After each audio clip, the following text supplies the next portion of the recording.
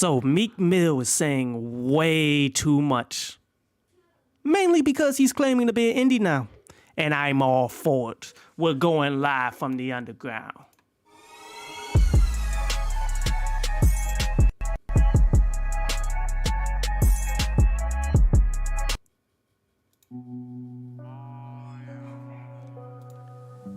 Yeah. What up, YouTube? Topaz Yates back with another Live from the Underground. Here's when we go in on particular topics that's going on in the music industry. And today, something that I really took my time to actually think about it. Like, I could have did this yesterday, but I'm like, you know what? Let me go ahead and do the research that you guys come here to listen to and give you the insight that you really need to know about Meek Mill going on a Twitter rant about his record label, Atlantic Records, or at least his past record label. I'm not sure if that's like completely confirmed, if he is fully independent right now, but it wouldn't shock me because much like when you look at the NFL, when someone stands up against you, you typically don't get a job back into that industry as a whole. You dig? Like how they're going to do Flores, just like how they did Colin Kaepernick, just like how the record labels, because they all work together, it's all one conglomerate to a degree, just broken up into 5 major record labels that have a ton of record labels under them. Atlantic being one of the major ones there. You go against Atlantic, you're pretty much going against the vast majority of people. But so, Meek Mill, let's go ahead and read the entire statement that he broke up on YouTube. He broke it up on Twitter. And you're gonna have to forgive a lot of this because, you know, Meek Mill don't speak in great English. But what he says is, so look, I made Atlantic Records hundreds of millions. He made $100 of millions of dollars. And I let them rake me out of Roddy as an artist. He's talking about Roddy Ricch. They came to get me up out of jail. This is just how he wrote it. They still saying I can't drop music until 9 months after my last album. Got blackballed. Just rap buildings and Nina Alt with talent. Yeah, so I guess he is still signed to this label, but yet he was claiming to be independent for a little bit. It's hard to tell. You know, Meek Mill is going back and forth, but continue. Roddy is still my Roddy my youngin' still. But that label separated us instantly when the millions came in from him. Same thing they tried to do with me and Rose being Rick Ross. It takes a long time to catch up too, because most of them tied in for the love of some money. Artists are scared to speak up. He just not very, he wasn't an English major, let's just say that. They didn't put nothing into Expensive Pain, his last album. And then they said that I can't drop another project for 9 months at the end of my contract. So his contract is about to expire, but he has one more album on there. Allegedly. 9 months at the end of my contract after I made them hundreds of millions. How can anybody survive that? Most rappers can't speak because they depend on these companies. I don't. If I didn't have millions, I'd probably do something crazy. They outsmarting young black kids, taking advantage and calling it business. And that's facts. Other artists speak up and tell the truth while you are winning, not when you're down. I had to think Roddy didn't come to me. He was on his own grind. He was on his own grind.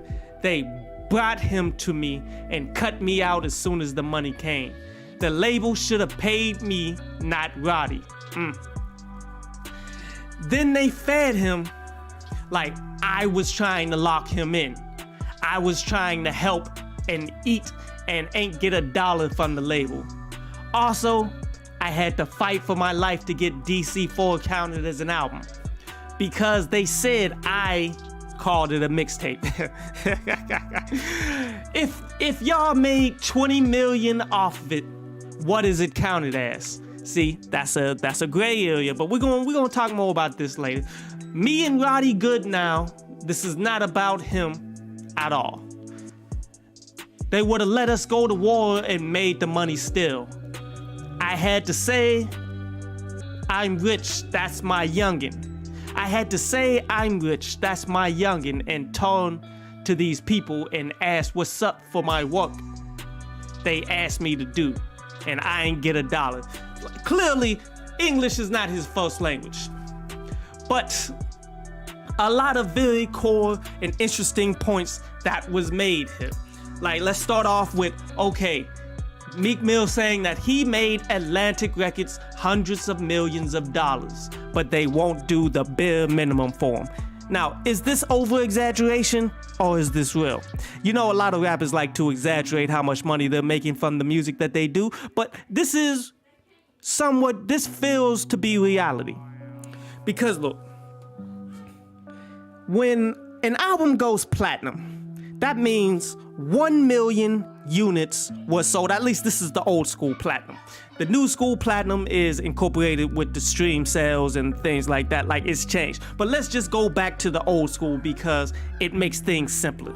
Old school platinum, you would have to legitimately sell 1 million units.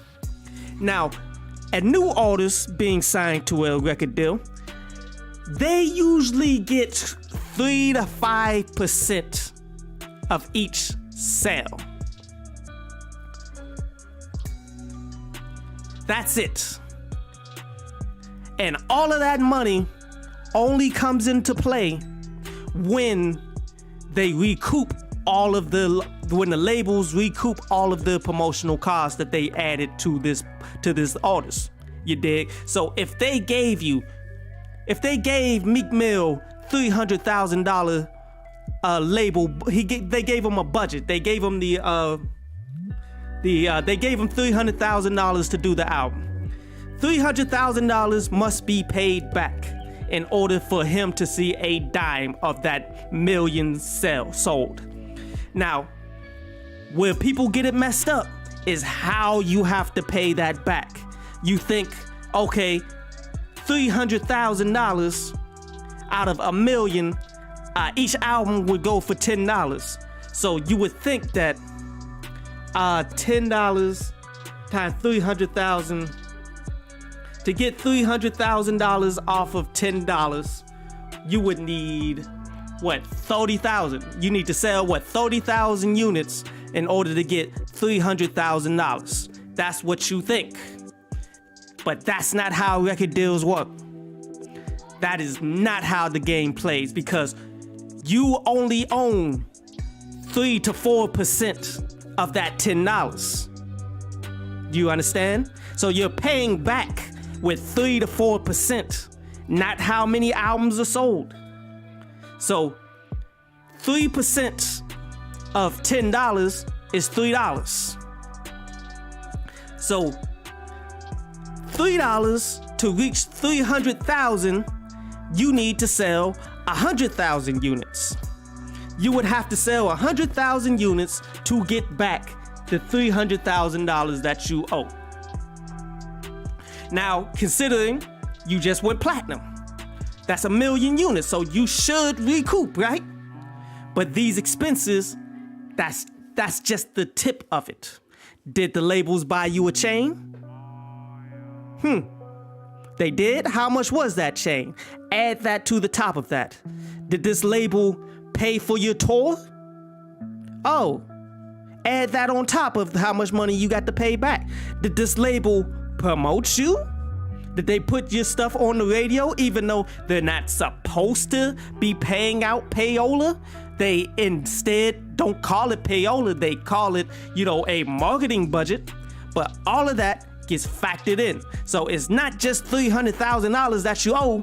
Honestly, it's an open check depending on how much they promoted for you, if you don't stay on top of it and see exactly how much money these people are sending, how much money these people are allegedly spending on you, they could just make it up and you could never see a dime. But these individuals, if you go platinum, that's 1 million units sold at $10 a pop. That's $10 million that they don't have to give back to you if you don't recoup. So they got $10 million straight up for free up off of you. And then if you don't recoup enough because they keep piling expenses on there, they'll give you a car like they used to do the Temptations and people like that in the past. They'll buy them a Cadillac instead of paying them the money, and they just add that to the cost of how much you owe them, and you never see a dime off of your revenue. You never see any royalties. You never see anything, but you got a Cadillac though. And if you don't pay back the amount of money that they deem that you should owe from studio costs, did they pay for your studio time? Did they pay for anything that they pay for? You got to pay it back through sales.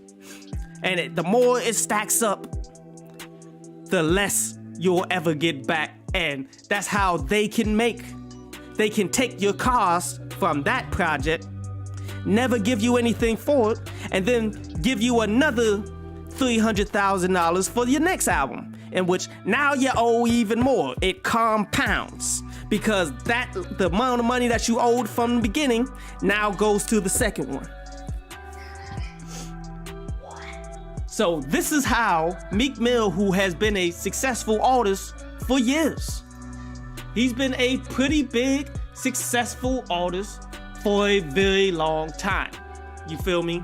Oh, Money Mitch is in the building. What up? Money Mitch saying labels really be getting you from every angle. That's facts. That's what a 360 deal is, man. 360 deals are 360 degrees around the artist. Basically meaning anything that this artist makes in terms of anything around the name, in which this is the new age. This is the new age information right here of the record deals and stuff. Anything that you do, like you become a poppin' rapper. Okay, but then you decide to go the 50 Cent route, and now 50 Cent got a bunch of poppin' TV shows like Power, got all of the powers, he got BMF, he got all of that. Would it shock you if I told you he's probably still paying Interscope? He's paying Interscope money off of Power and BMF, because the only reason why he got there is because he's 50 Cent. Interscope made 50 Cent. So therefore, everything 360 degrees around him has to get a percentage. Now, this may not be specifically for 50 Cent, because 50 Cent did come a little bit before the 360 deals became like a thing. But anybody pretty much after 50 Cent had to ultimately sign one of these deals. Unless you were so popping on your own that you didn't, like if you came up the Nipsey Hussle way, which very few people actually came. I don't think nobody came up the Nipsey Hussle way besides Nipsey Hussle after, say, Cash Money. And it's just the way that these record labels, they do you dig? But let's continue. So in this story that Meek Mill told us, he's saying that he ultimately put in the work to help put Roddy Ricch, the new artist that I already made a review for, in which if you go back and look at all of his plays and everything, he's getting in the hundreds of millions of plays off of just Spotify alone for every song that he does to a degree. He's become that next industry, like, individual that's getting promoted to get the most that these people want to get the max out of. Meek Mill put in work to help him. Like, it seems as though, because Meek Mill said that Meek Mill said specifically, they brought Roddy Ricch to him. So the labels brought in Meek Mill to serve as what, a mentor to help his development. And this is something that does happen a lot, because here's just the reality. If I can help an individual become good at YouTube, for example, because I know the ins and outs on how to actually build. Even though I haven't made it to the highest levels of YouTube, I have a certain amount of knowledge on how to actually build and get into the monetary system and all of that, because I've done it multiple times with YouTube. You dig? I know this game.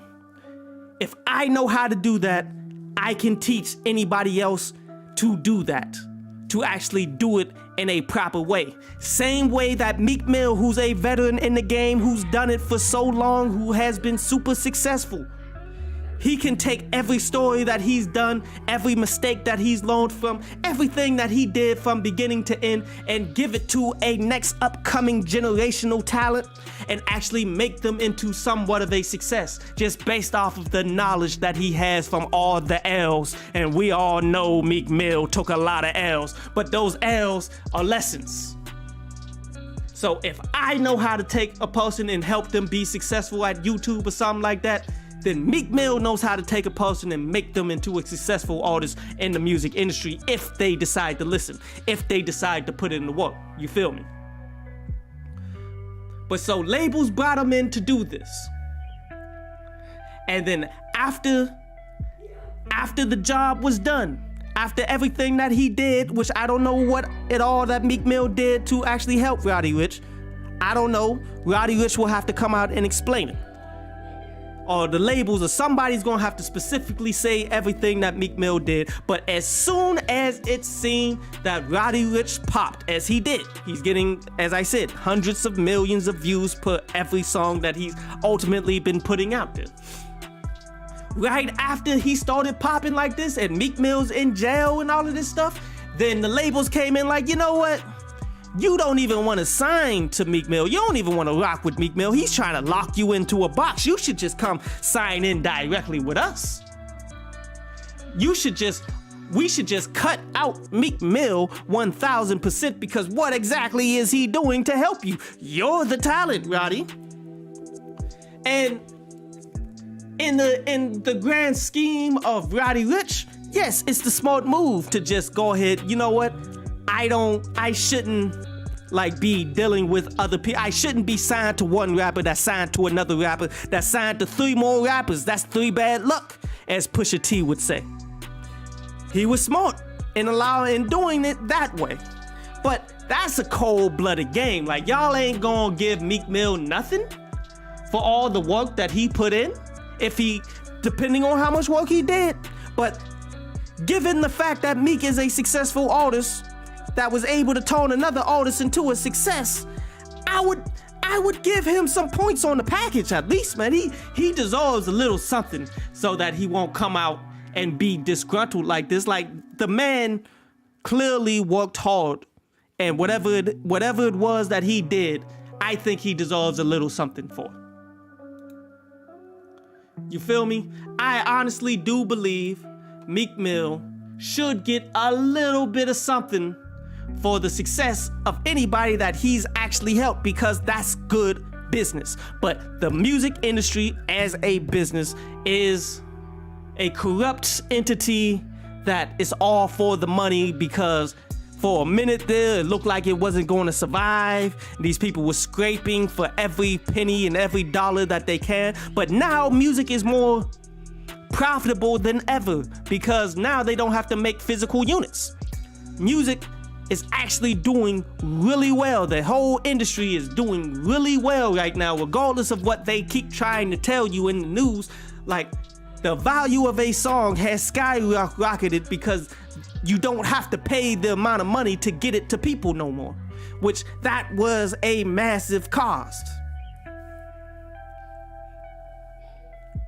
So I feel as though Meek Mill deserves something, but they're not going to give it to him because of the way that he conducted business. Like, this is why you should always get the paperwork done. You dig? I understand you got friendships with people and, you know, we cool, we good, man. That's my dog. I ain't trying to like mess things up in relationships and stuff like that, man, by having paperwork. Like, no.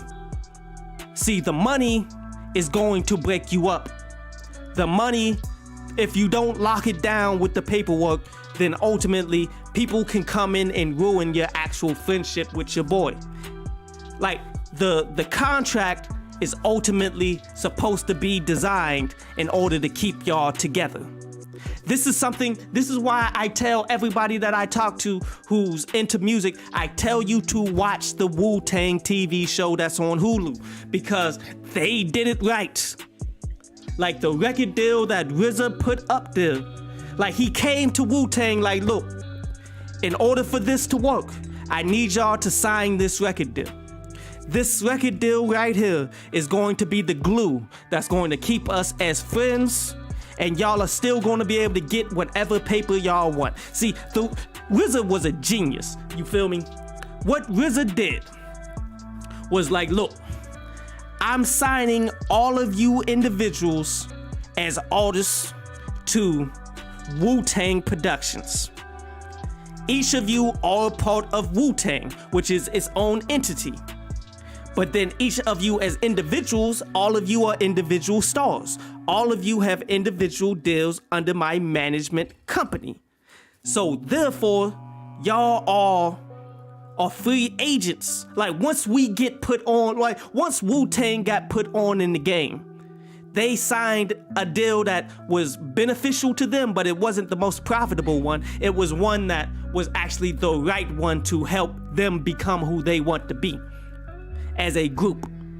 They didn't have any records, any label coming to them like, yeah, you gotta wear some shiny suits, you gotta make some songs for the club. They didn't have none of that. They had the record deal that was like, be you, cause you're a genius. Whatever it is y'all do, we back you 1000%. We just ain't got the money to give you no $3 million advance. We ain't got no $300,000 advance. We ain't got no kinds of money for no advances or nothing like that major, but we're behind you 1000%. We got all the connections. We can put you in the positions where you need to be. It's just gonna be a bit of a struggle. They took that deal over the $300,000, $400,000 deal because they got the freedom. And because they had the freedom to do whatever they wanted, Wu-Tang as a whole was all signed to Wu-Tang Productions. Now from there, each individual artist within Wu-Tang was a free agent. They were still signed to the management. Everything that they did came back to Wu-Tang as a whole. But the individuals, say Method Man went to Def Jam. Def Jam had to pay Wu-Tang Productions in order to have him as the label, but yet as having him as the artist. But yet, because of that, Wu-Tang could control the image, could get the maximum amount of money. All the money comes back to the family, and Method Man got his own paper. What was his? Old Dirty Bastard.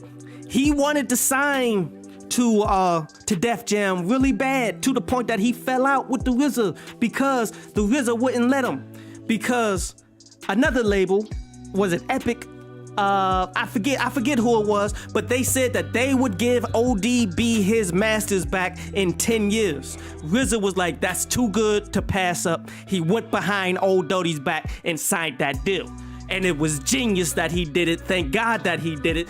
But you know, ODB was so focused on, Def Jam, that's where all the rappers are supposed to go. They ended up falling out because of that. But it was the smartest thing ever. But yet, ODB going out to get his own masters, being signed to his own label, and all of that brought money back to Wu-Tang Productions. So he was eating on his own, but yet the whole team was eating. This is how the labels and the paperwork is supposed to be designed in order for you to keep your friendships together. But instead, you get what happened with, say, Cordae and YBN.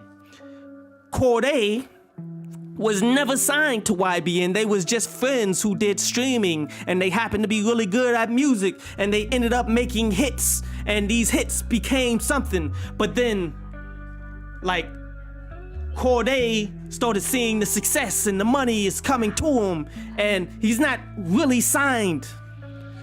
Nothing's holding him back from going anywhere that he wants to go. And now YBN, even though they got no hard feelings, they still Like, it is what it is for them. They did it out of friendship and all of that stuff, which is cool. But YBN ain't eating nothing off of what Corday is doing, to the point that they're not even really friends like that no more, because the paperwork wasn't tied in so that they can honestly continue to be friends.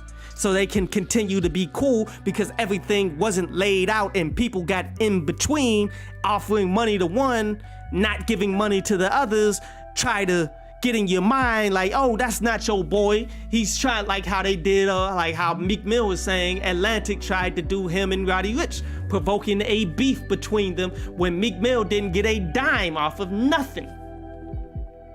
As he said too, that's the same thing they tried to do with Rick Ross and him. And clearly Meek Mill didn't go for that. When Meek Mill was hot and Rick Ross was already well established in the game, they probably tried to get in between to big up Meek Mill's head so that he can get money and just X off Rick Ross, which in the business term, I'm telling you, as a rapper, you don't want to be paying other people off of the music that you're putting out there. It's smarter to just walk away, you dig?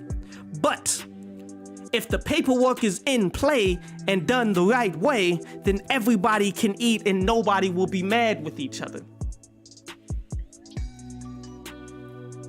So at the end of the day, I put it on you. I put it on Meek Mill's feet. Like, bruh, if you really wanted to get some paper off of what Roddy Ricch was doing and the labels came, not Roddy Ricch, the labels brought him to you. At that point, that's when you sign them to your deal.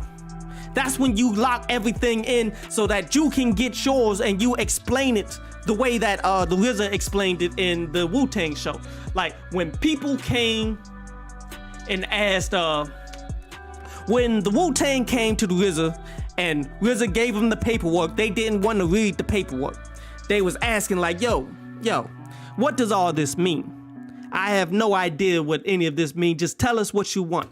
And the RZA told him, looked him right in the eyes and told him, yo, I want 3 years of your life.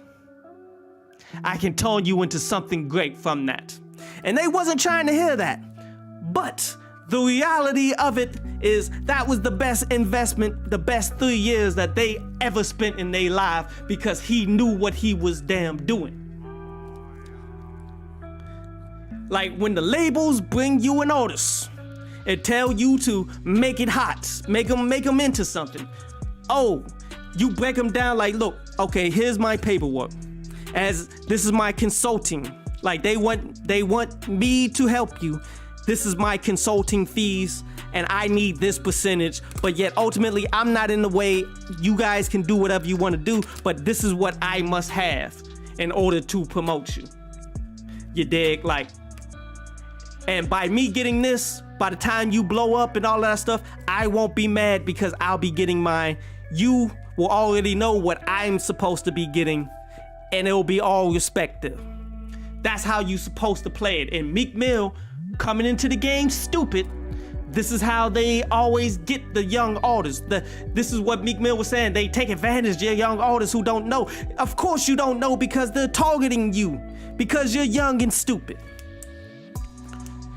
If you actually took your time to learn the business, to learn everything there is to know about it, then none of this would happen to you. At the end of the day, it's still your fault.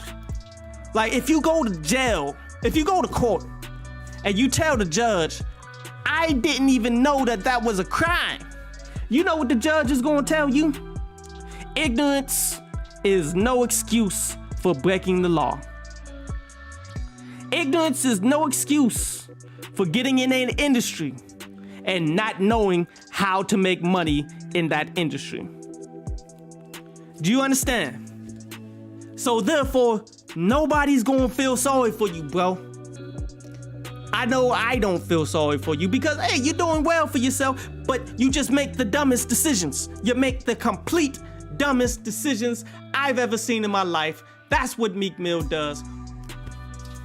On a complete basis, Meek Mill makes the dumbest decisions ever. So it is what it is, but I just hope Meek Mill will get his money get something out of the deal. But we can use this story in order for everyone to learn this game. Because, okay, another thing that was very important in this whole conversation that he said was Dreams Chasers 4, DC4. It counted as a mixtape. Why? Because Meek Mill said it was a mixtape. So the labels took full advantage of that and said, you know what? We don't have to pay it for now. We can take all of the money up off of this joint. We can take everything up off of this and treat it as a mixtape, which is a gray area. See, there was a long period of time, man, where mixtapes were always just in the streets. No one ever used mixtapes to do anything on the commercial level. Labels long since have been using quote unquote mixtapes as albums, but they blurred the line so much that it's like, okay, we're gonna get money off of it like it's an album. We're gonna use everything that we got in order to get all money off of it as if it's an album. We're gonna promote it as if it's an album. But if we call it a mixtape, we don't have to give you anything. Now, Meek Mill is saying that album made them $20 million. Now, could that be an exaggeration? Maybe. The only way that we would learn that is by seeing the balance reports. Nobody is privileged to see the actual balance sheet of how much money any album from any artist in the mainstream is making. We're not privileged of making that. But you know who is? Meek Mill is. So if Meek Mill is saying that it made $20 million, I am very close to saying, you know what? I'll give you that. Especially off of, it's got 300 million streams on Spotify. Just Spotify, 300 million streams. I wonder how many it got on Apple Music. I wonder how many just streams it got on YouTube. I wonder how many streams it just got everywhere else. How many people actually bought hard units? All of this adds up. And if you treat it as though it was a mixtape and you don't have to pay Meek Mill for anything of it, yeah, I could see how it could line up to $20 million. I could easily see Dreams Chasers 4 adding up to over $20 million worth of value that Meek Mill never has to see $1 for because he said it was a mixtape. So now that we know the buzzword, which is mixtape, you don't call anything a mixtape when dealing with these labels. Anything that they touch, oh, that's my album. That's counting towards my deal for me to get up out of my deal. Everything that you touch, nothing is a mixtape to you. Y'all owe me all the money from this. You feel me? That's an important thing. The next thing that is very important that he's talking about here is how he's saying that he cannot release music for 9 months after the last album. Now, some people don't understand this, but this is an actual thing. This has been written in record labels, record deals for a very long time. And I'm gonna give you the exact reason why. See, record labels signed you to what? 5 albums. In which they have to they dictate how long it takes in order for you to release this album. And if you're late, then the money compounds on how much you owe. Why do they do this? Why did they do this? There was an individual named Frank Zappa. Look him up. He was signed to Warner Brothers. This man, who was genius, showed up one day just out of the clear blue. He was signed to a 4-album deal. Like, they just signed him to a 4-album deal, gave him some money. Go ahead, make us an album. Go ahead, do what you do. We gonna profit off of you. Shows up one day. Yo, here go 4 albums. I'm out of my deal. I'm taking your buzz that you gave me for this last album, and I'm going to sign somewhere else. And that was gangster. That was gangster. And what could they do? They tried to take it to court, But there was nothing in the record deal that said that he could not make 4 albums in like 2 weeks and give them 4 albums and then keep it pushing. Right after that, the rules changed. Like, if you thought the laws changed after the Black Panthers started taking guns to the White House, the laws changed overnight when it came to somebody who just dropped off 4 albums and took the fame and the money and all of that and went off somewhere else and signed a better deal and all that stuff. The rules changed overnight. They amended the record deal. Like, this is all that record deals are. For those of you who don't know, those of you who've never seen a record deal, those of you who've never signed one, record deals are nothing but people who finesse the record labels, them adding rules against it so they can't be finessed that way again. You feel me? So this is why it's important to read your record deal all the way through and then get creative, because as long as music continues to progress, as long as things like streaming and new things like that continue, because the record deals that was happening in the 90s, they had no idea that streaming was going to happen. Streaming was about to change. Nobody had any idea where music was going to go. So that left a lot of leeway for if you signed a deal at that time before streaming exploded, if you signed a deal at that time and then streaming exploded, then you could take that and do whatever it is you want with it, and there's nothing in your contract that says that you can't do it. Therefore, you make all kinds of money if you just on the cutting edge. You dig? But this is why Meek Mill's record label says you cannot drop anything new for another 9 months. And he would have known this if he read his record deal. Why are you begging, not begging, but you complaining about it now?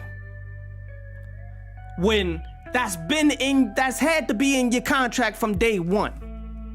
And now you're talking about how you can't eat because they making you wait 9 months to drop something else. And that's mainly because they stopped promoting you and all that stuff. Like, you was expecting everything to be sweet the entire way, but no. Instead of, like, somebody should have sat Meek Mill down and showed him the flaws of this. An individual like Rick Ross, who was already in the game, who already knew Maybach music, who already knew these record labels and stuff like that, who already was going through this. Rick Ross should have sat down Meek Mill, who's supposed to be your little homie, supposed to sit him down like, look, you don't want that or this in your deal, bro. I already been dealing with it. It's whack. That's what Rick Ross should have did, but clearly Rick Ross is not your homie. Clearly Rick Ross brought you on to Maybach Music so he can profit off of you. He may put on a good front, but when it came down to, okay, let me school you so that you can be successful, he didn't do that. Instead, he just hit you with the, you just gotta pay your dues like I've been paying my dues, and you just gonna have to take your lumps like I took my lumps, instead of helping an individual not take the lumps. That I put on the feet of Rick Ross, I put that on the feet of Jay-Z, I put that on the feet of any artist that's super notable, that's been in the game for a very long time, that's allowing the next generation to come up and sign the same exact deals that you were signing. Why? Because you want to get your little percentage off of them. You dig? Because you want to make your money off of them. You pretty much making the next generation worse off by not schooling them.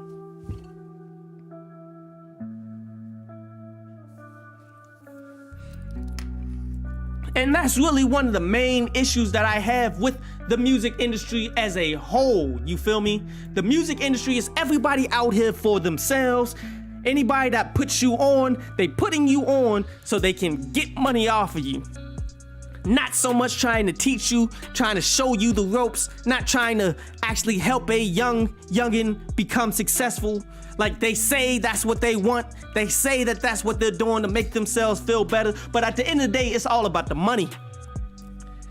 And you could be about the money and be upfront and actually still help. Like I said, with the RZA record deal, bro.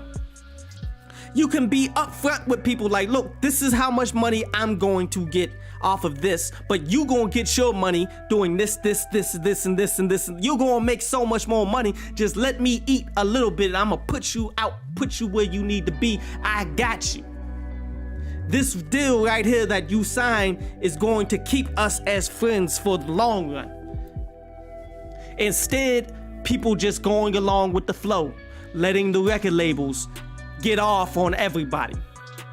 Letting the record labels get all of the money, get all of the masters, and then rip everybody off and then move on to the next. And the people that been in the game for a while that should know this, they still just letting it happen because they don't know what they're doing still to this point. One, or two, it's the same thing like, okay, what's his name? From the Temptations.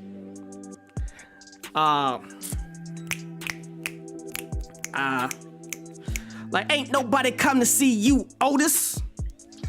Hold up. Let me look it up. David Ruffin,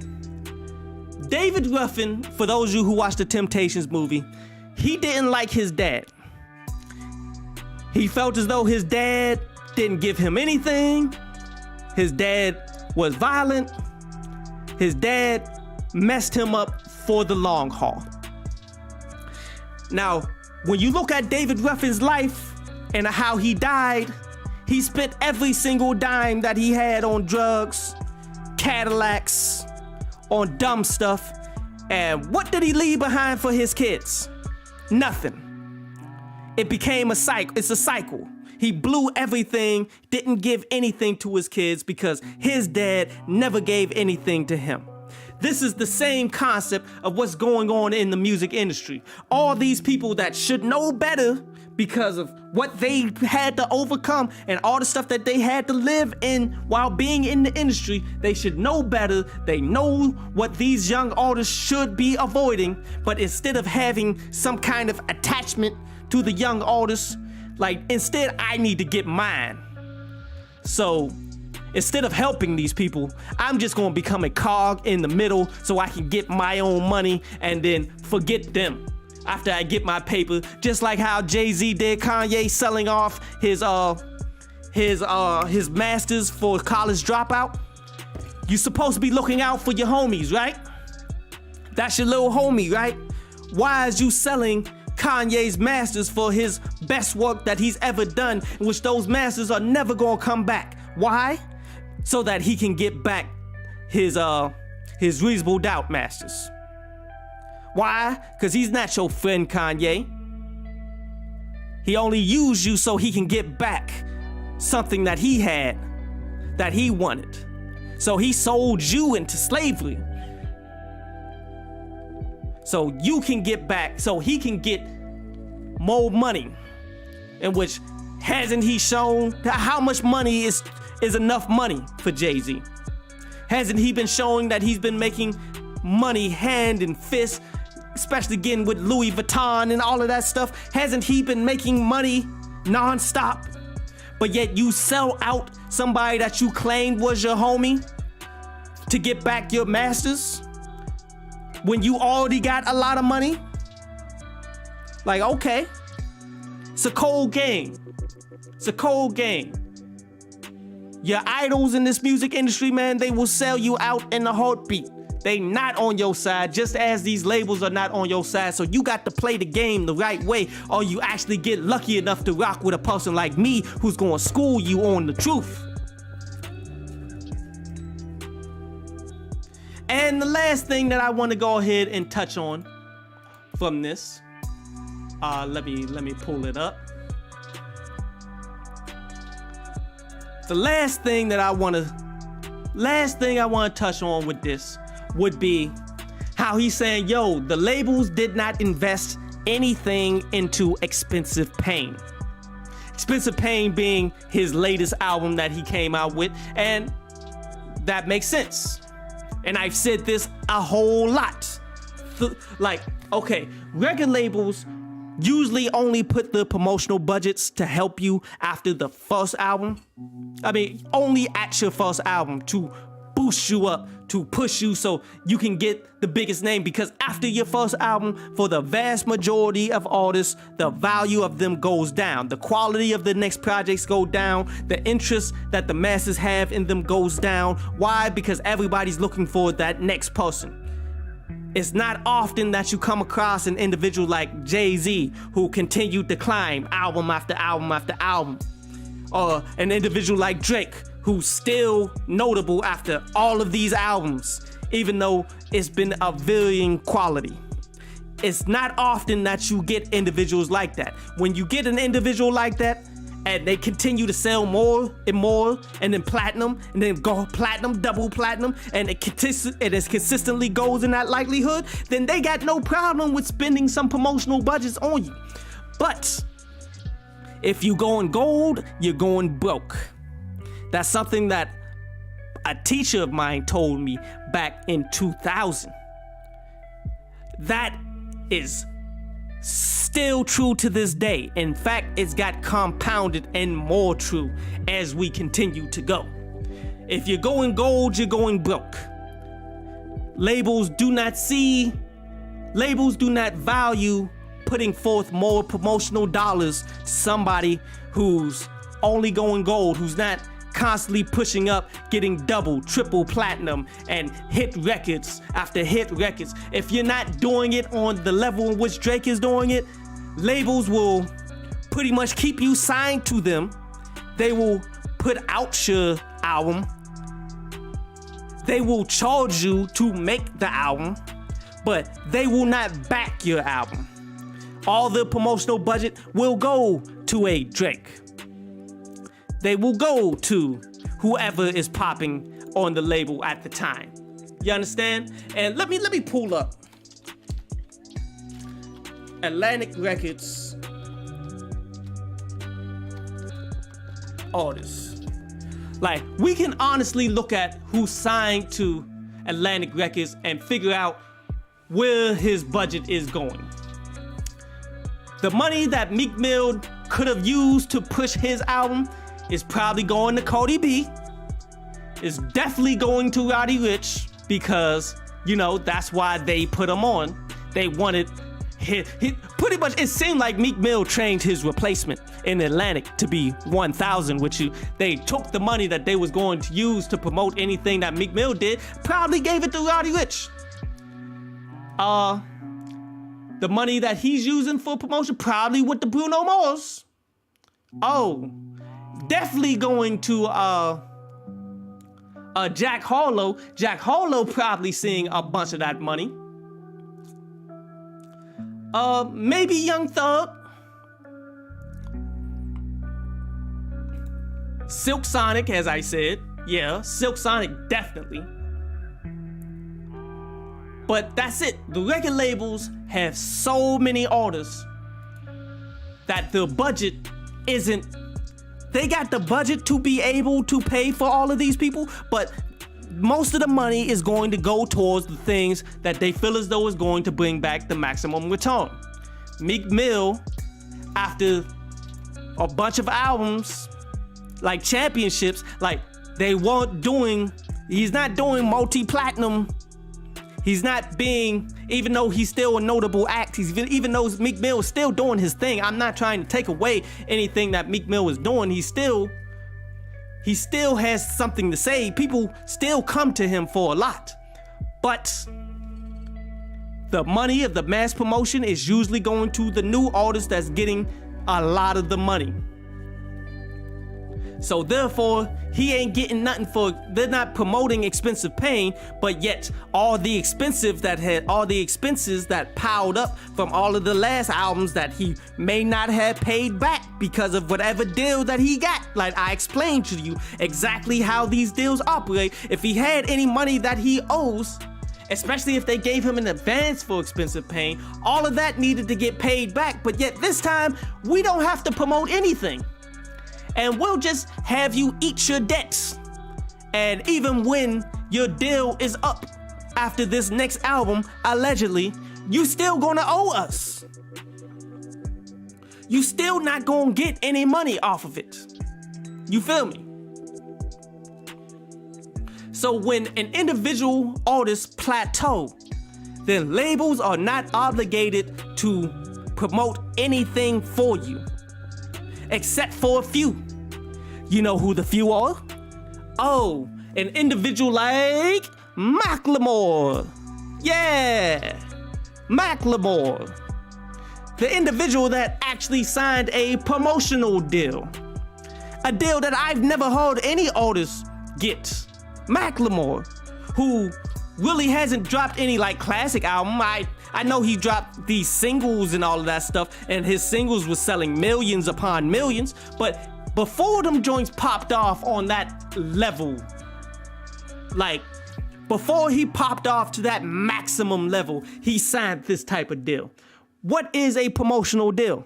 Promotional deal is, I'm signed to you, but whatever I tell you to push, you have to push.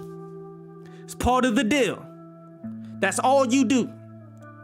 And that is the new age of that's honestly the only thing that you need a record label to do for you. But sadly, most of all acts, Black Americans, Black people in general, you're being forced into a 360 deal.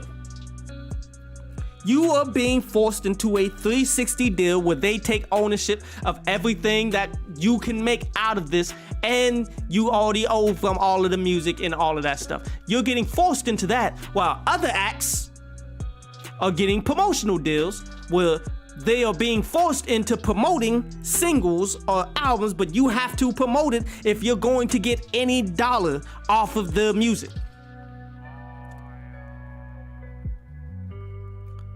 See, and we can delve in deeper on that too.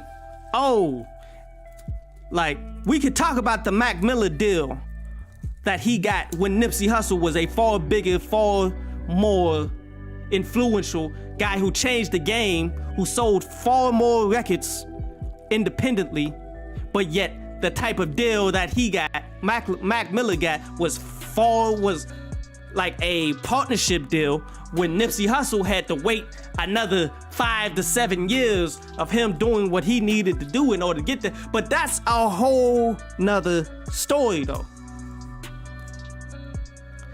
This is something that you have to know going into this. You feel me? When you go into the music industry, understand you gonna need to get it put in writing that they have to promote your stuff. Otherwise, they're not going to do it.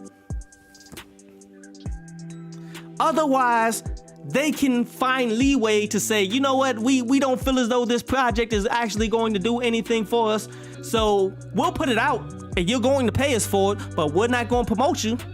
And if you don't sell ridiculous in order to get all of the money back, then you're pretty much in debt to us the rest of the way. It's a win-win for them. Even if the joint don't sell like that, man, it's a win-win for them. Because even like I said, going back to the old example, it only cost them $300,000 to promote, to get an album. And that's part of let's add the promotion and all that stuff in there. It only cost them $300,000 to make the album. And if it was sold for 10, then they only need 30,000 units sold to recoup completely. You gonna need a lot of sales before you get any dollar back from that. They only need 30,000 units sold. So therefore, what's your incentive? Why do they have to promote you? Because they believe in you? They got 20 to 30 artists on their label. And they signed and put more money in them than they did into you. They clearly have way more invested in them becoming something more than you. They'll take your promotional budget and give it to them. You understand what I'm saying? This is just how this industry works and how everything is stacked up against you. Once you get into the building and you show interest in getting signed to the deal, then they already got you. You already losing. Like, the way you're supposed to do this is you're supposed to build up your own notoriety. You're supposed to sell your own units. People will buy you like Nipsey Hussle did. Like, Nipsey Hussle gave away his mixtape for free, but then also sold it for $100. And people bought the $100 one. Why? Because his fan base believed in him. His fan base loved him. He brought out an emotion within his fan base. He pretty much, man, he was so next level with that. That's how, if you're not getting that kind of emotion out of your audience to the point that people want to support you, then you're not ready to get these record deals and stuff anyway. But I can't be mad at you if you decide, like, look, I'm starving now, I need money now, I need success, I need all of this right now in order to live. I can't fault you. But if you're gonna do that, first you gotta know what you're walking into, man. And Meek Mill, you walked into a buzzsaw, dude. Rick Ross sold you out. All these people that you follow, that you always have the utmost love and you show the utmost respect for, Jay-Z, these people didn't school you for none of this now, did they? You think they didn't experience it? Trust and believe. Jay-Z been in the game longer than anybody. Everything that you are experiencing now, Jay-Z has seen it one step or the other, one way or the other. Jay-Z has seen it. Why didn't Jay-Z prepare you for this, Meek Mill? He's not your friend. Why didn't Rick Ross help you set up your record deal to be better than what it was? Because he was getting his paper. He wasn't helping you as an artist, Meek Mill. If you come into this music industry, bruh, you are going to have to realize you are in it for you. If you can get away with signing to a deal without having any middle management, then yeah, you take it. Because the middlemen are just trying to take a percentage off top, and a lot of these people ain't even gonna do nothing but, like, clearly Rick Ross didn't do anything but put him on the brand and helped him with the promotion. Yeah, he definitely helped him with the promotion, but he didn't help him with the business. Take some time and go out and, like, see, how do I know a lot of this information I gave you from the record contracts and things like that? You should take the time and go out and buy a book. It's called the All You Need to Know About the Music Business by Donald S. Passman, which there's a bunch of different variations of this. I got like an older one, but yet a lot of it still reigns true. It tells you about record deals. It tells you about mechanical royalties. It tells you about everything. Dude, I went through, read this book from top to bottom, highlighted it out. Let me just open this up. Like it said, there's a producer deals in this, as he's telling you the actual royalties that you typically can get as a producer. Like the royalty earnings off of the second album number 2. Album number 1. Royalty earnings for $30,000. $30,000, which is 60 cents times 50,000 units. Charges against the royalties, $200,000. That's like recording costs, that's your advance, and things of that. Like all of these numbers, they have changed and everything as the time has gone on because of inflation and more money get piled in. The industry has gotten bigger, but yet honestly, it breaks it down exactly how these individuals break down your deal as a producer, your deal as an artist, your touring, your mechanical royalties, your business management, how they're supposed to get paid. What is your team as an artist that you need? Personal manager, attorney, business manager, agency. And he says groupies. And he says groupies. But it is a must read. If you want to have the knowledge, hopefully it's been updated to where the game is now. But even if it's not, get the old one, man, and break it down and understand what all these things are so that you won't be walking into the game blind. You feel me? So you won't be walking into the game like, yo, I think I'm just going to become the next Jay-Z, be around for 20 years and just get all of the money and not even know where the money is coming from. Like, how do you not know? How can you be a musician making music, making money off of music, but not know how music makes money? There's a lot of different ways that music makes money. If ever you hear a song on a movie, if you ever watch a movie and you hear a particular song that you know, like Wiz Khalifa got a whole bunch of songs that I've heard in a lot of movies, like from the Fast and Furious. He gets paid royalties for that. Every time someone goes out and watches that movie or buys the DVD, Wiz Khalifa gets a certain amount of change.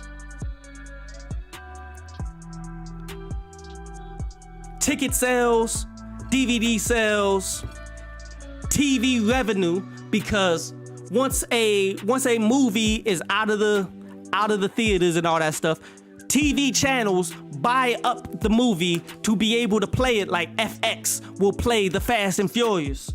Based off of that, because they have to play a Wiz Khalifa song that's in the movie, Wiz Khalifa gets paid from that. These are called mechanical royalties, people. If you don't understand how that works, how that breaks down, then you will never understand how to make money in this game. If you think the only way to make money is for you to go ahead, give them the album, and people go out and buy the album, then you're not going to make money in this game. Because these people are going to hide that from you. Money Mitch Makeshift says, Wiz Khalifa, see you again. He's still making mills off that. Facts. That's still that was like the highest paid, that was the highest viewed video on YouTube, which is another form of revenue. For those of you who do not know, YouTube, whenever you see an advertisement, that's somebody that's paying YouTube to sell something. And wherever you watch it, the people who did that, the people whose channel you seen it on, they're getting paid a certain amount of money for you to be able to watch that. Now, Wiz Khalifa creating a music video for the Fast and Furious that became the all-time leader at one point in time, the all-time leader in views on YouTube. He's getting paid per view. He's getting paid ridiculous per view.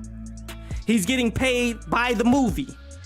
He's getting paid on the soundtrack because the soundtrack is different from the movie. His music was on the soundtrack. So the soundtrack did whatever it did. He got paid off of that. His single was getting paid because it's getting played on YouTube. It's getting paid everywhere. When you begin to break down everything there is in this game, you understand how a lot of these people are super, super wealthy. Just based off of holding the masters of other people's songs. This is why they were so mad at Michael Jackson when Michael Jackson bought up the Beatles. Because the Beatles songs are still getting played in all the movies. is still going ahead and they're still putting that in a whole bunch of the trailers. If the trailer goes out on YouTube and the YouTube trailer gets viewed, it's the same thing as what Wiz Khalifa was getting. It's the same exact thing. It's a trailer, it's not a song. But yet, based on your deal, based on the view count, based on everything, there's a lot of money to be had there. A ton of money to be had on every level. But yet, the music industry deliberately goes after the young artists that are starving, that don't have anything, that are just going ahead, going happy-go-lucky, like Meek Mill when he was young, because, hey, he just wanted a rollie. He just wanted to drive around in a Maybach. He just wanted to go ahead and shine so he can show everybody else that he's shining. That's all he wanted. When you get somebody like that who's dumb enough to sign their life away without actually reading the contract, you can take everything from them. And that's not only with Atlantic, that's all the record labels. All of them do this. Why do you think they only get rappers that's of 16, 18, 20? That's like the vast majority of your record labels. That's why once you hit 30 something, they be like, oh, you too old to be making music. You too old to be making rap. Why is that too old? It's old because these labels created a whole industry around using young talent. It's like with the NCAA, how they get all the new young athletes to come through to their college, and they say, we're gonna give you an education, and then they taking billions of dollars because of the sporting fan. Alabama makes so much money off of the young athletes and stuff that it's ridiculous. That's how they're their own town. Their campus is pretty much their own. Have you seen what they offer as amenities to the athletes in Alabama? They got the cryo system that Antonio Brown froze his bottom feet on. They got full length pools. They got top-notch, state-of-the-art equipment. The money is ridiculous, and they don't have to pay no taxes on it. They be hiding from the taxes and all of that stuff, dude.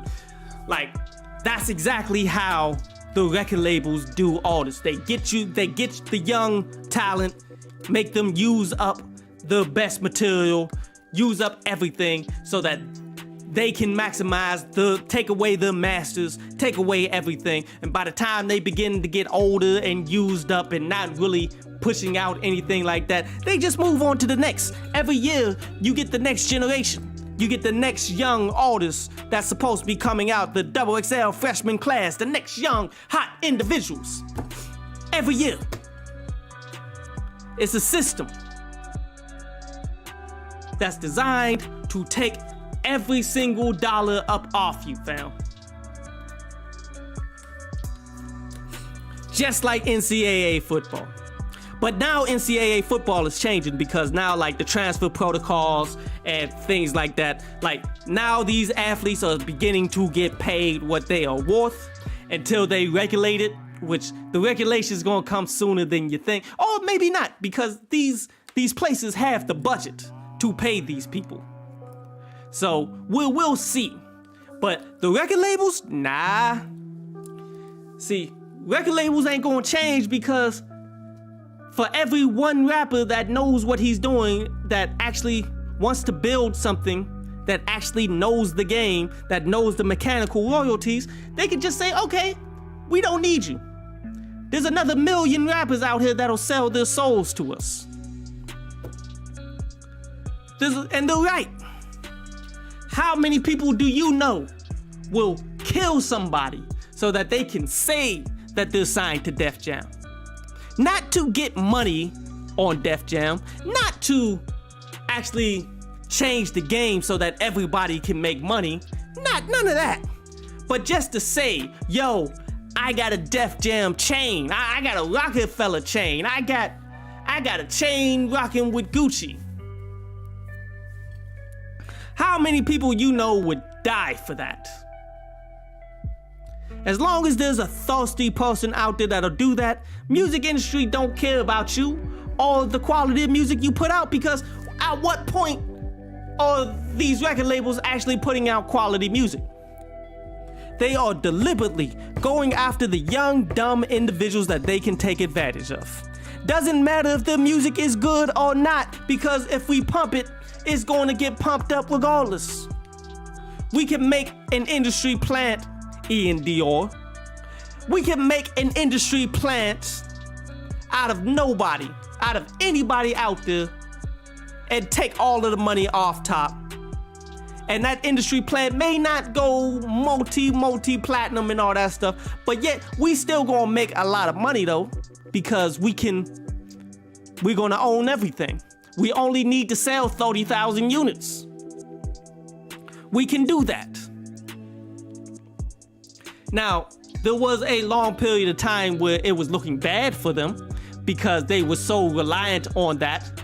And when the digital space came into play, we all thought that the music industry was going to go down and die, in which it deserved to die a disastrous death. But they updated. They found a way to use the digital age to make even more money based off the masses, and then take even more off of the artists.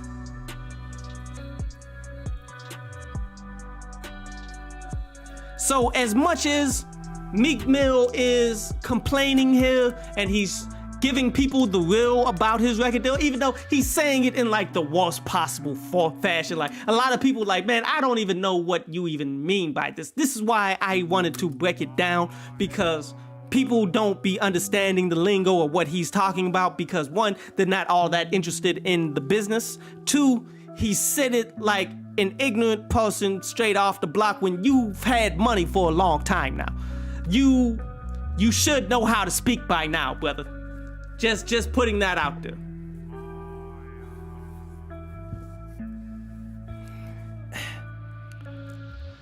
But as much as Meek Mill is wanting to speak out about it, I feel that it's going to fall on deaf ears. Why? Because now you the old head, Meek Mill. All those years of you rapping about how can't nobody tell you nothing. I'm young. I'm the man now. Look at my rollie. All them years that you was doing that and ignoring the advice of others, if anybody was giving you advice, which I doubt it. I think everyone was taking full advantage. But yet, there's always been people like myself who actually speak out about these things, because I know what's going on. Like, I read books. I've had record deals. I had a record deal that I could have signed years ago, but it was part of a group deal and the group pulled out. But yet, I had multiple deals on the table, bro. But that's why I don't rock with groups. But that's a whole nother story.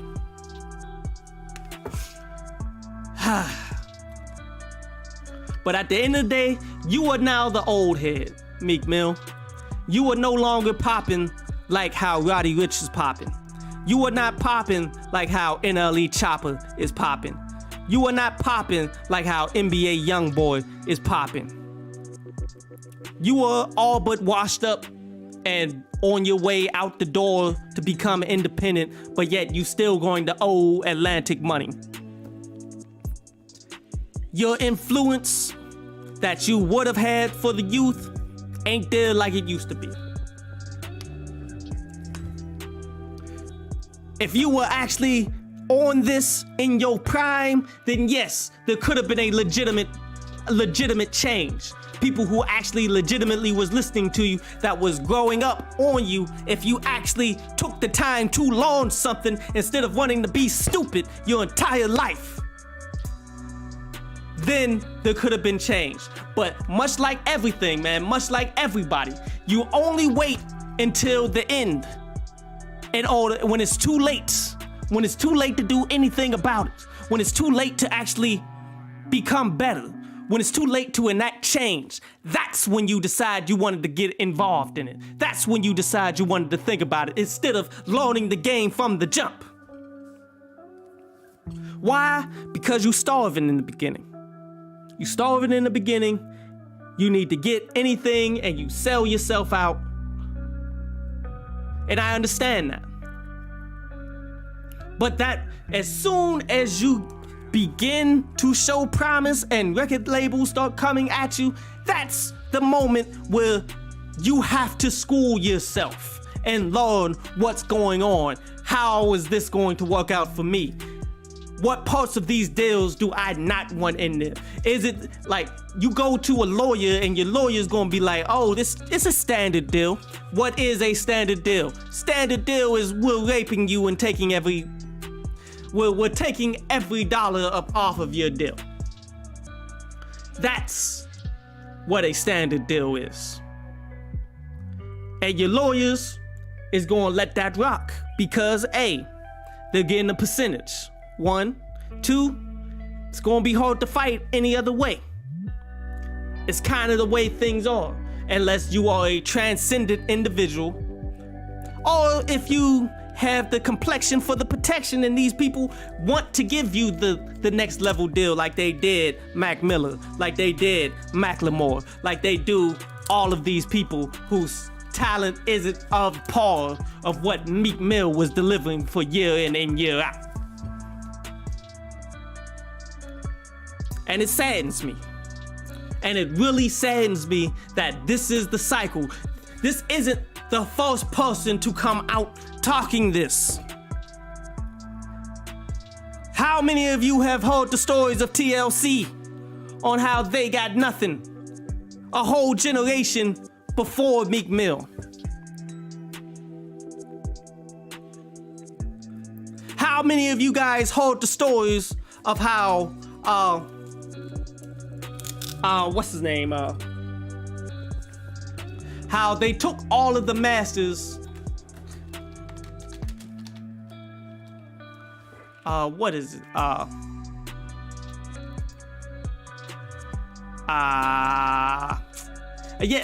James Brown. How James Brown was the hottest, biggest artist of an entire generation.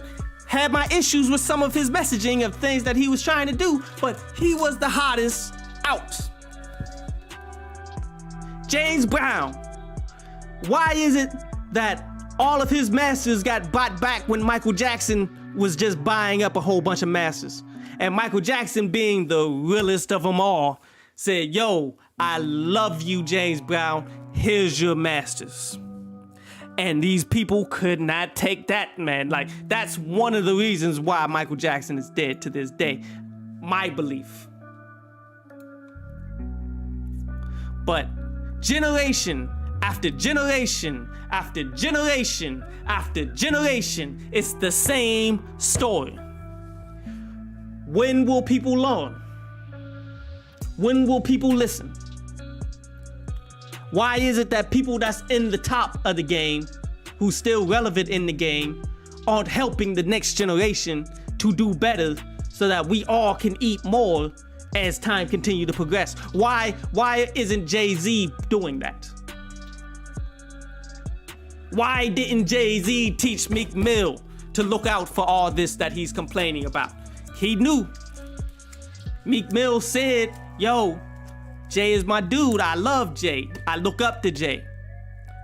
Jay don't love you though. Rick Ross had to do it too. He was well in the game before Meek came out. Meek was the next generation. Ross didn't share any insight.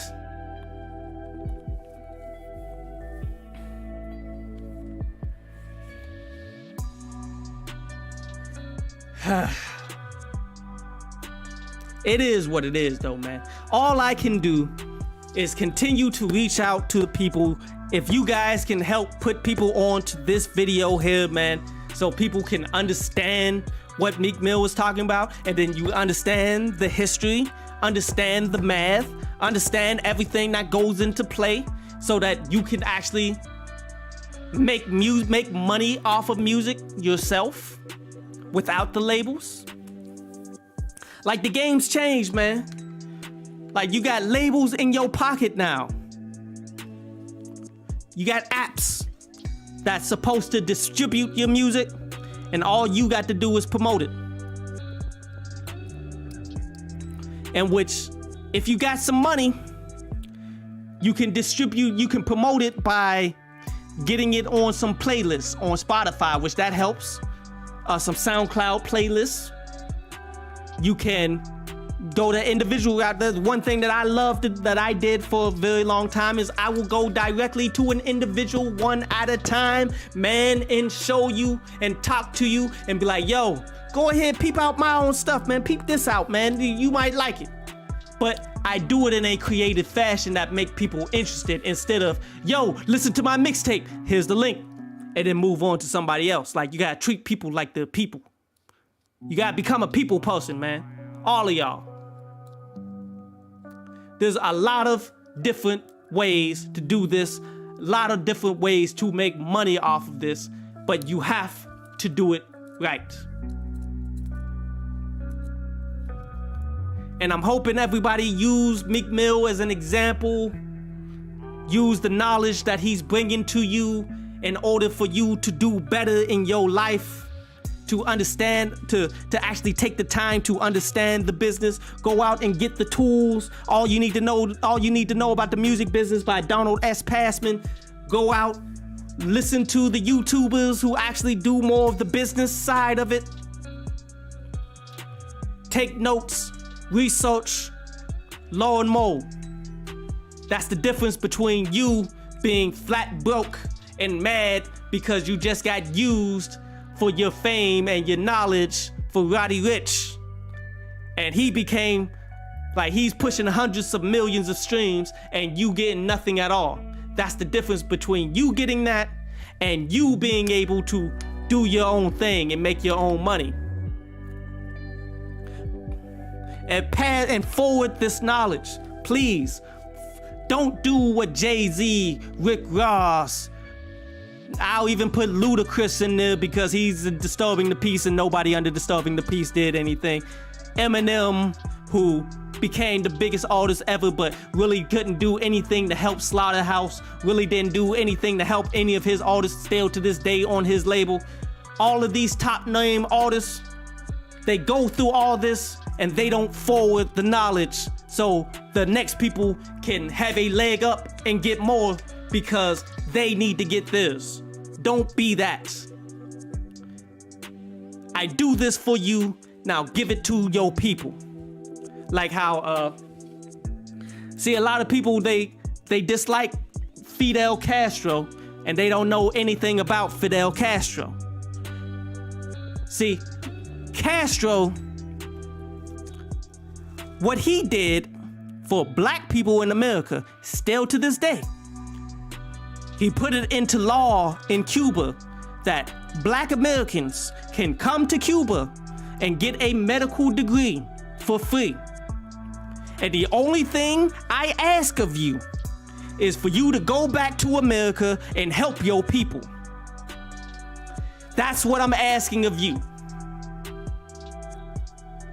All the knowledge that I just gave you, this entire breakdown that I gave you of the whole Meek Mill conversation and his record deal and all that stuff, just hit a like, subscribe, share this video to whoever you know needs it. Pass the knowledge forward so that somebody who's actually pushing forward, that actually has a chance at success, somebody who actually is going to get there, somebody with the abilities, they will know what they need to do so that they can open the doors for more of us to get more money. Like I said, record deals are nothing but the failures of record labels put on paper that they amend so that they can get over on people, so that they can no longer get over on each other. But if we share this information with each other, we can find the loopholes. We can be up on the next technology before they are. Like, did you know the record labels that are directly tied to cryptocurrencies right now? And which, from what I'm hearing, some of these crypto labels is doing pretty good.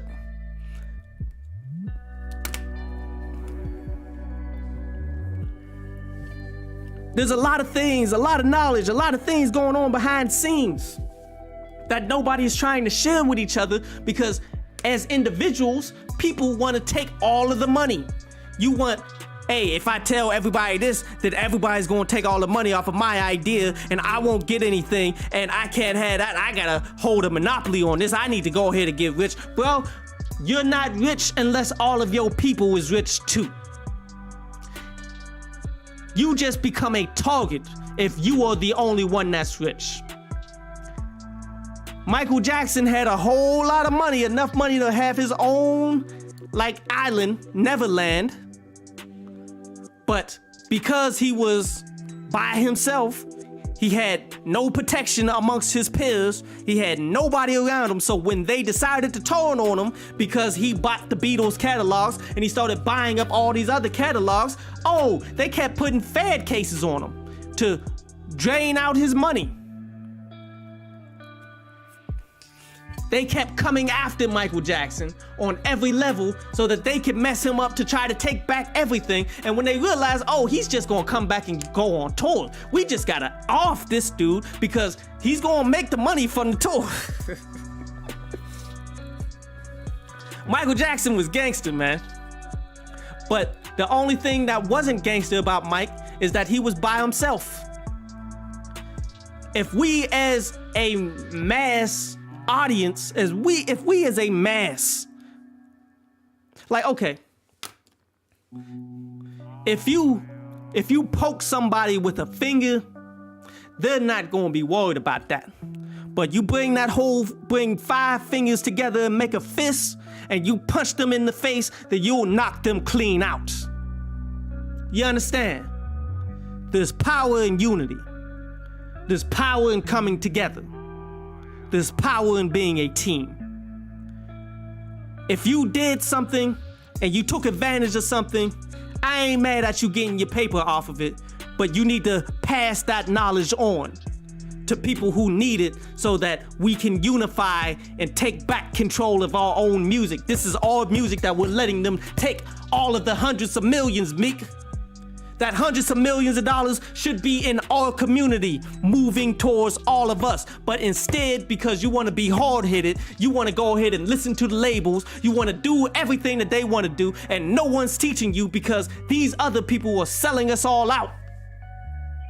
Because of all this, that $200 million isn't within our community, took it directly to them. And they're going to use that to continue to sabotage, to continue to put out trash music after trash music because they can, and they can afford it off of the backs of you.